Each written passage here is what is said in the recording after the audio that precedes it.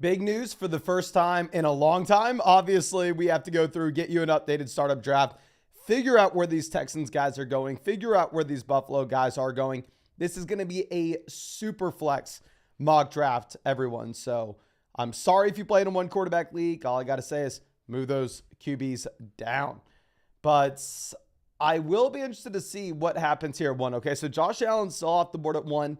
I personally moved Mahomes ahead of Allen in my own rankings, and Stroud goes before Patrick Mahomes. I took pick 3 because I wanted to take CJ Stroud in this draft, but I am not going to complain. I will be happy to take Patrick Mahomes if people are going to overthink it. I understand that, yes, maybe Rashee Rice is in some trouble. Maybe we get him in a discount in this startup draft. But ultimately, this is a wide receiver. I'm sorry, this is a quarterback that still has a 10-year runway that is on pace to be one of, if not the best quarterbacks of all time. I mean, incredible. But Scott out here, happy to see you, my friend. Hope that you are having a great day. We got Matt out here as well. Luke says, traded DJ Moore and Brian Thomas. For Brian Thomas Jr., Jonathan Brooks. How did I do? I think it makes sense if you're a rebuilding roster, and a lot of it's going to come down to that landing spot. I mean, if Brian Thomas Jr. ends up going to Buffalo, obviously you just absolutely crushed that deal. Now, Mason says, are the Bills going to trade up for Neighbors? Been hearing people say that. I mean, I am not necessarily expecting it, because if you're going for Malik Neighbors, right now the most likely landing spot, if you're looking at Las Vegas Sportsbooks Forum, is pick 5. If you're going to trade up to get Malik, you're probably going to have to go to 5 or 6. And if you're making that move up, I don't know how often we're going to see that if it's not for if it's not for a quarterback. But let's move this over, ladies and gentlemen. We have Lamb going off the board before Chase. Let me pull up flogfantasy.com, because this is something that I've noticed there as well. And the community rankings obviously are constantly changing on flogfantasy.com. But one thing that I have seen is CeeDee Lamb consistently staying ahead of Jamar Chase. I have Chase personally ranked ahead of Lamb. But it is very interesting to see a lot of other people kind of going in a different direction there. Okay. AJ Brown off the board. Caleb Williams goes 202. Caleb Williams going before Marvin Harrison, which is interesting. I'm sorry, not Caleb Williams. Anthony Richardson going before Marvin Harrison, right after Caleb Williams. So if you're looking at this startup draft as any indication, pretty much saying that Anthony Richardson is somewhere between the 101 as well as the 102. Kyler Murray off the board, 205. I think the last draft that we did, we were picking at the very beginning of round 1. I think we were either picks 1, 2, or 3. I think maybe we were 2. It was a third round reversal, which this is a third round reversal as well, ladies and gentlemen. And I think we went like maybe Mahomes, Love, Dak. I think we went 3 quarterbacks out the gate. Here it's going to be a little bit different. Jordan Love ends up going at the 206, so we're not going to be able to get him at the 210. Okay. So Gibbs goes 208. Gibbs was my favorite running back on the board. So now if you're looking quarterback, you're looking Lawrence. If you're looking running back, you're looking at Breece Hall. If you're looking at wide receiver, you're looking at Garrett Wilson or Malik Neighbors. If you're looking at I'm going to go ahead. I'm going to take Lawrence, especially with this being a third round reversal. I mean, if you look at the community rankings on flogfantasy.com, you may end up seeing that Lawrence is a little bit further down this list. I mean, right now, Trevor Lawrence is behind Garrett Wilson in the community rankings. Lawrence is sitting there at 25 in the community ranks. He's right between Jahmyr Gibbs as well as Drake London. But I don't know. I mean, if you remember where Lawrence was going last year in startup drafts, this was a quarterback that was going inside the top 6 picks. He had a pretty good start to this past season. Obviously, he ended extremely poorly, but I think a lot of that has to do with the injury that when it happened, most people, including myself, assumed that he was going to be out for a considerable amount of time. Okay. Angel says, do you think the Bills or Chiefs move up in the draft to secure a wide receiver? I think it would be exciting. I think it would be fun. Do I think it's likely? No, probably not. Because the thing with this wide receiver class is, if you're the Bills, if you're the Chiefs, do you feel like you have to move up in the draft to get a wide receiver? When the only thing that people are talking about is how deep this wide receiver class is with how many solid options there are. I mean, it's kind of a similar situation to what we saw back in 2020, where you have guys like T. Higgins, Michael Pittman Jr. going in the second round, and a lot of those teams that needed wide receiver in round 1, they feel free to pass on them because they understand that we're going to get a great prospect in round 2 because the position's so deep.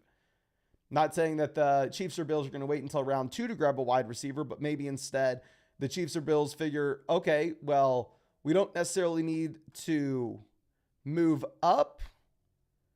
And instead, maybe we just pick at the very end of round 1 and still get someone like A.D. Mitchell, still get someone like Xavier Worthy. So we're not going to get Dak Prescott here at the very end of round 3, but let's go ahead. Let's pull up the community rankings on the site. We can run through the best players available currently. So the best rookie that we have is Rome. I would 100% have taken Olave if Olave made it. Quarterback, if you look at flogfantasy.com, the best guy is going to be Tua, but I don't necessarily know if it makes sense for us to go Tua here. Running back, it should be Devon Achane or Kyron Williams. Wide receiver, it'll be Waddle. Tight end, I'm not super interested in. You know what? I probably will end up going with a rookie here. I'll probably end up taking Rome, who right now is, I think, minus 1,600 to be a top 10 pick in this draft. Rome presumably is the 106. If you're looking at the community rankings on the site, one thing that I love that we have on the site is you can actually see where the rookie picks are.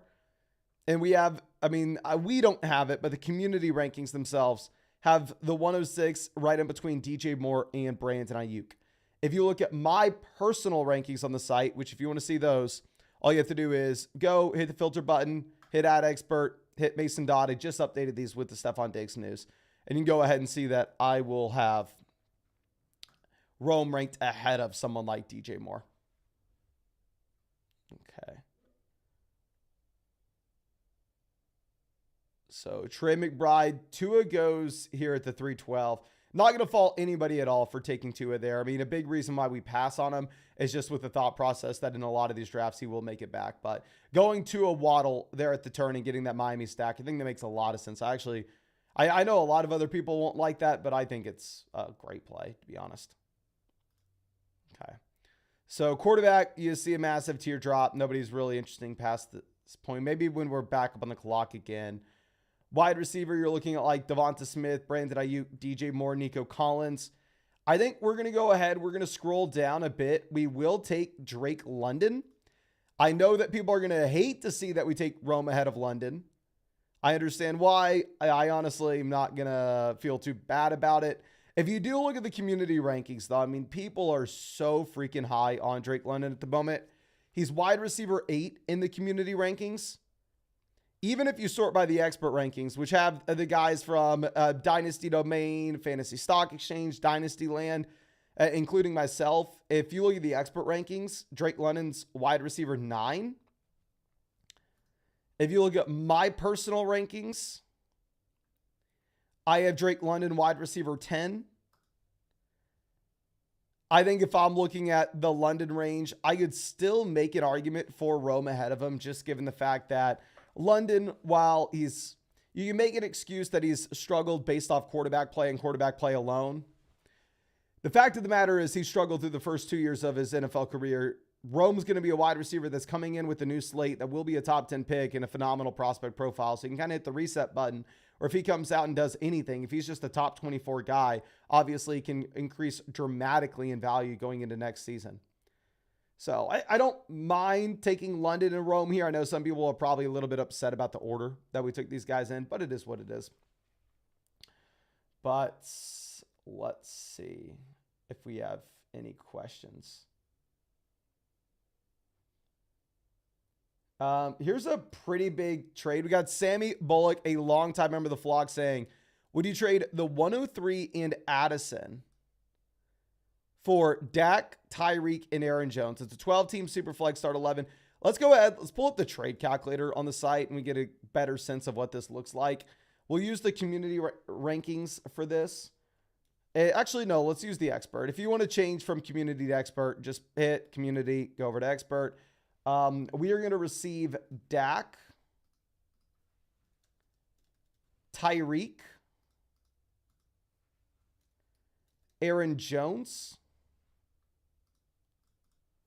and we're giving up the 103, which the 103 does have more value than any of these other assets in this format in particular, as well as Jordan Addison. So, I mean, it says it's a slight win for the Dak, Tyreek, Aaron Jones side. I personally think it's really going to come down to just, are you a contending or are you a rebuilding team? If you're a competing team, I think it's a completely fine move to make. But let's see. Nico Collins does end up going off the board here at the 410. Nico goes before Tank Dell, T. Higgins, Jackson Smith and Jigba, Rashee Rice, Zay Flowers, DK Metcalf, Jordan Addison. At running back, he goes ahead of Kenneth Walker, Rachaad White, James Cook. Quarterback, I mean, none of these guys are super exciting. Goes right before Jared Goff. And tight end, he's going ahead of Andrews, Kincaid, Bowers. Which, I mean, I think is a fine mark if you are looking at Nico Collins. Like I said, I for sure think Nico Collins, I think all these wide receivers that are in Houston now are hurt just because how much competition that there is. But if I'm looking at Nico currently in the expert rankings, he's right there behind Rashee Rice, which is interesting. If you look at the community rankings, people are very worried about Rice. But he's right there as like wide receiver 18, wide receiver 17. I think I have these guys as 18, 19 or 19, 20 in my personal rankings. But yeah, like I said, I do think that it's a situation where you have to knock Nico. And Justin Fields to the 503. I did not see if this is an auto pick. If it is not an auto pick, it is the worst pick in the draft. I'll say that for sure. But T. Higgins off the board, 505. Will be interesting to see how far Tank Dell falls in comparison to some of these other year two wide receivers like JSN, Rashee Rice, Zay Flowers, Jordan Addison. You have Andrews, Walker, Kincaid all off the board.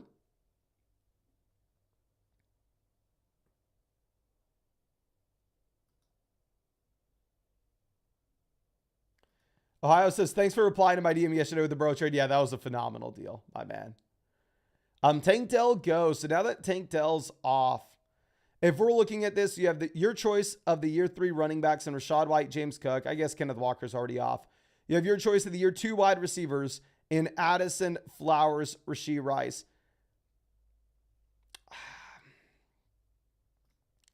I probably am going to go ahead and just take Zay Flowers here at the 510.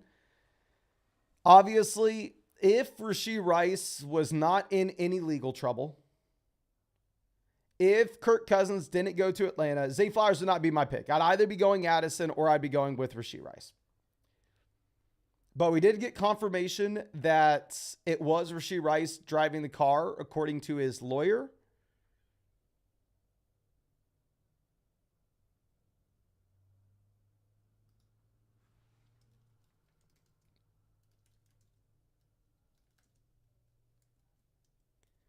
So Rashee Rice goes 512. I would have taken him if you would have made it back around to us at the 603.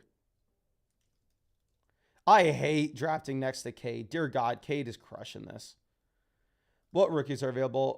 AD Mitchell, Worthy, not too interested in those guys there. I wanted either Rice or Addison on the way back around. I mean, this was pretty much worst case scenario of what just happened.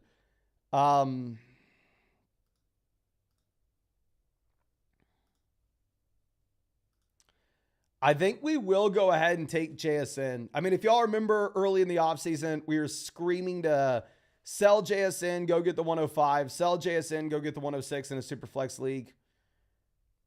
Thought it made a lot of sense if you were looking at the ability to reset with another wide receiver that's going to be a borderline top 10 pick that didn't have a disappointing rookie season. Someone like Rome. Back then, we got a lot of pushback. Back then, people hated us for saying it. But now this seems like a much more reasonable price tag for Jackson Smith-Njigba. I think we are fine taking him here at the 603. Especially if you look at the core of wide receivers that we've built around.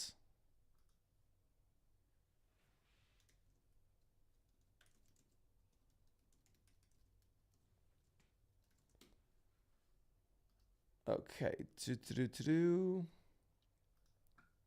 Let me just pull this up on the site. So we have all the updated ages of these guys on the site. So, I mean, if you're looking at Rome, it's going to be a 22-year-old rookie. Zay Flowers, 23 years old this season. Jackson Smith-Njigba, 22 years old. Drake London, 22 years old. So, I mean, we're sitting here with a ton of 22, 23-year-old wide receivers that I think have the upside to help us contend in the short term, while at the same time, obviously have the long-term job security as well. And I'm sure we should have probably said this at the beginning of the stream before people have left by now. But just in case you don't know, I mean, you can get access to all our Dynasty rankings. You can get access to all the rankings of pretty much everybody that you watch on YouTube. And get access to our Dynasty Trade Calculator, our Dynasty Team Analyzer, our Dynasty Trade Finder, all the premium content, including all the Dynasty Rookie Draft guides you'd want. It's all in one place. It's all on flogfantasy.com. I have worked my butt off to make sure that you're not having to go through and subscribe to 6 different Patreons to go through and get everything you want. Just one place, flogfantasy.com. Code FLOCK will get you 30% off any sub.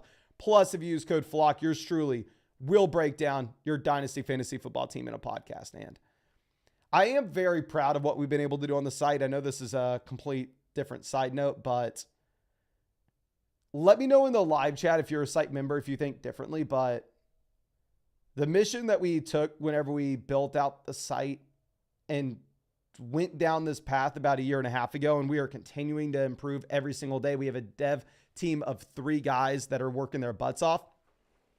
But essentially, I wanted to make it a much better user experience, where I know a lot of y'all don't necessarily just watch me on YouTube, right? But you watch other people.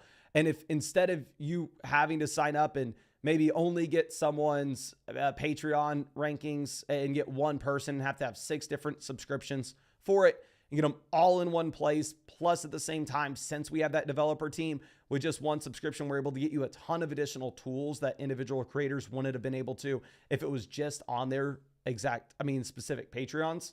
So, I think that it's so much better of a system for all of y'all. Hopefully, maybe I'm wrong, but at the same time, since it's a much better system for y'all, I think it's been much better for the creators as well.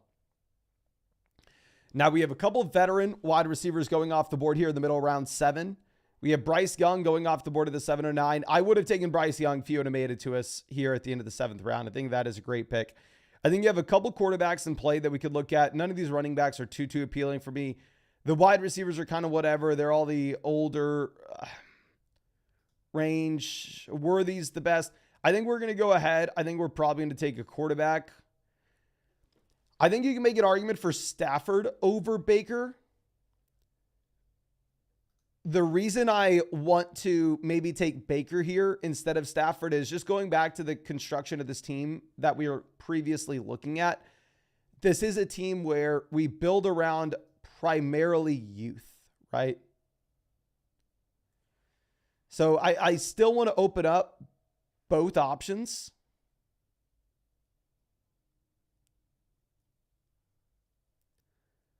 And I don't necessarily want to pencil us into only having to contend this year with a pick like Stafford or only building for the future with a pick like Levis. It says Mason is the calculator free to use. I think we have it set up. I could be wrong. I'd have to talk to the developers. I think the trade calculator on the site, if you have an account, but it's not a paid account, you get like 2 to 3 free uses a day. And then like you get locked after that. I think you get like a certain amount of free access.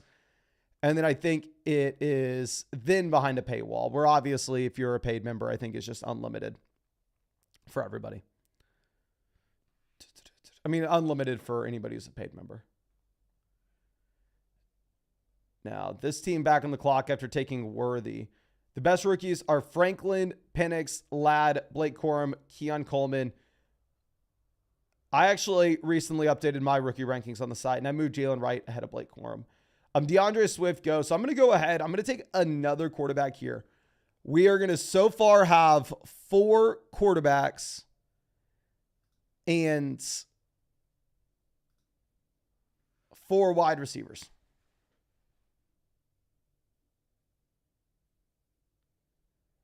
So looking at this, I know people are going to go to the comment section and scream, how are you going to play with no running backs? Blah, blah, blah. You need a running back. You need a running back. I know people screamed at us for taking 3 quarterbacks at the beginning of the draft. The last one we did. And just in case you don't know how I play Dynasty, when it's April 5th and we don't have to submit a starting lineup for another 4 months, am I worried about building around team need, or am I worried about trying to just go through and stack and accrue as much value as we possibly can? And we can worry about team need once the season gets here.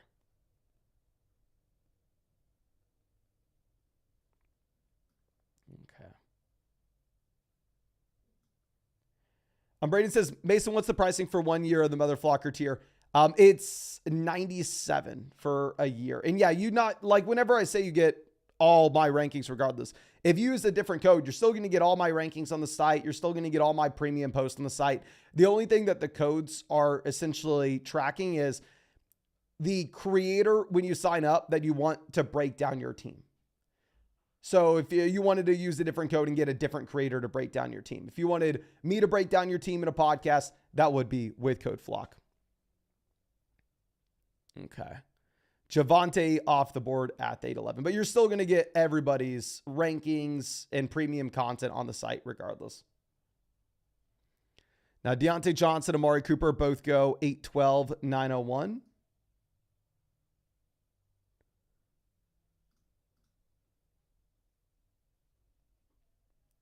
So let's see how many rookies have gone. So if we're looking at like the rookie pick range, we pretty much are sitting in like the early second round, right? So if you're looking at Deontay Johnson, Amari Cooper, Javonte Williams in comparison to these rookies, they're going at about, in this draft, the cost of an early second round pick.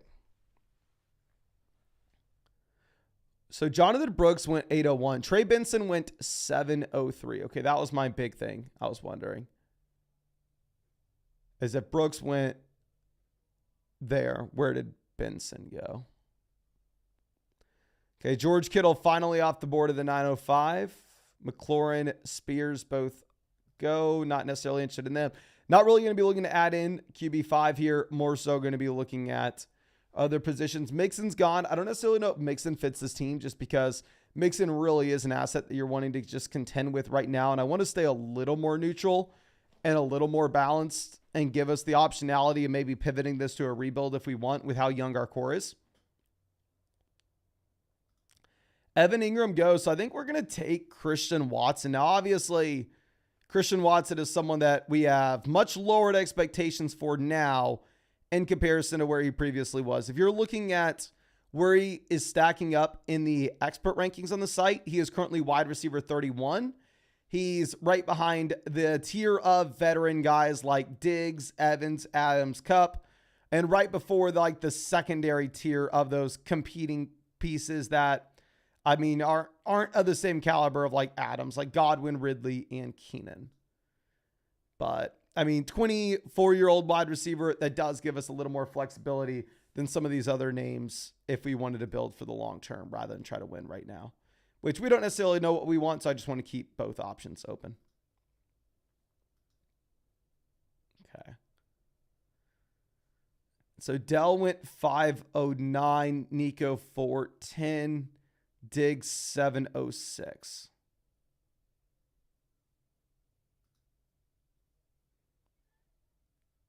Montgomery off the board.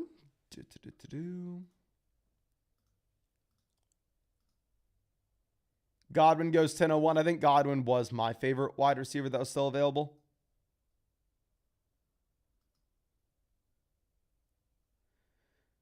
Ridley goes. I was going to take Ridley if he fell to us, but now that Ridley's gone and our options at wide receiver are Keenan, Josh Downs, Jameson, it's not nearly as appealing. I think maybe we pivot over to tight ends. How old is Ferg? 25. Do you want Ferguson or a veteran running back? We're going to take Jake Ferguson. I think you can make an argument for a veteran running back in a vacuum, but going back to just keeping the flexibility with this team, if we are looking at the expert rankings right now where Ferguson is in comparison to these running backs, the running backs that are of this contending caliber, the guys like Alvin Kamara, Derrick Henry, they are ranked ahead of Jake Ferguson, where Jake Ferguson's down there at tight end 11. But that's with the expert rankings. Let me see what the community rankings say about this. The community rankings have Jake Ferguson back to back with Alvin Kamara.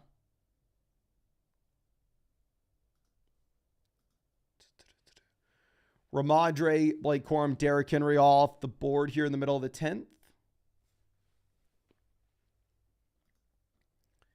And we have 2 picks left. Maybe we go with some running backs just so we don't have people screaming in the comment section.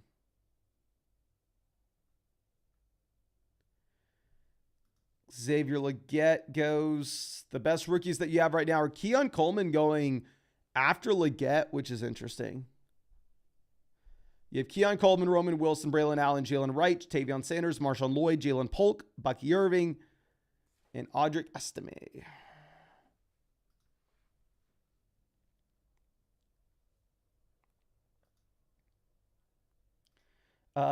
Ohio says, thoughts on Rashee Rice, see a sell or a hold. So Rashee Rice here goes at the 512. He goes right in between Zay Flowers and Jordan Addison. So you're not getting if Rashee Rice was going in like the Adams, Diggs, Kupp, Evans range, I think it would be very easy to say go out there and buy Rashee Rice. However, instead with Rice going with Flowers, going with Addison, going with these other year 2 wide receivers that had very solid rookie season campaigns, and Rashee Rice has the uncertainty around him. I can't necessarily say Rashee Rice is some screaming buy if the price point's like you're selling Flowers, Dell, or Higgins to get him. It's definitely a little bit cheaper than where he was going. And I'm not saying you need to sell him at that price by any means. But I was expecting a little bit more of a bigger discount. A little bit more of a discount. Okay. Braylon Allen off the board, 1104.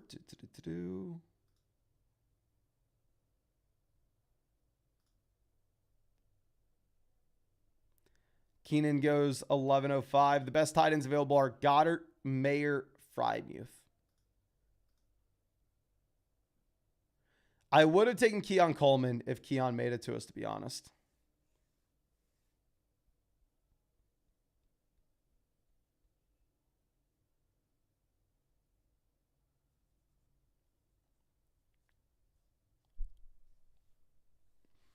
We're 2 picks away, and we may end up getting the guy that we want. Let's see. I don't want to jinx us.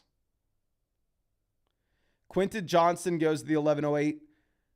I hate to be the person to say it, but if Quentin Johnston's going after Jerry Jeudy, going after Braylon Allen, Quentin Johnson is completely fine value. Obviously, 9 times out of 10, when you look at that rookie season, this is going to be someone that is a massive bust. The majority of the time, Quentin Johnson is nothing. But here you are getting such a significant discount that I'm completely fine if you want to bet on him, where he technically is like the wide receiver 1 in the depth chart right now. And we're going to go Charbonnet. I love Charbonnet here. I mean, a running back that went in round 2 of the draft last year, has a 3-down profile, It's going to be a receiving back regardless, and upside for more depending on what this coaching staff sees the roles being between Walker and Charbonnet. Plus, obviously, in the case of a Walker injury, I would rank Charbonnet immediately as the top 12 running back. So, I mean, Charbonnet is the guy that we were wanting in this round. I like Charbonnet and Johnston's value out of these players.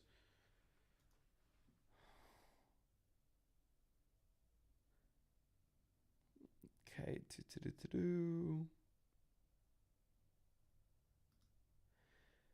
And Jalen Wright would have been probably our next pick at the 1203. Jatavion Sanders gone.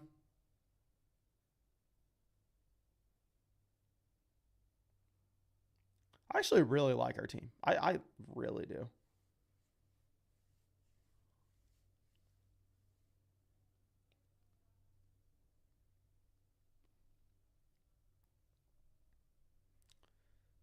Derek Carr goes.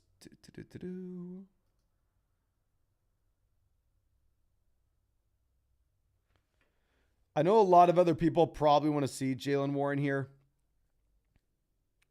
I think I'd rather have a tight end over Warren. So our only running back on this team so far will be Charbonnet. But of course, in April, we are not drafting for team need. And instead, we are drafting for best player available. So coming out of this draft, at quarterback, Mahomes, Lawrence, Baker, Levis.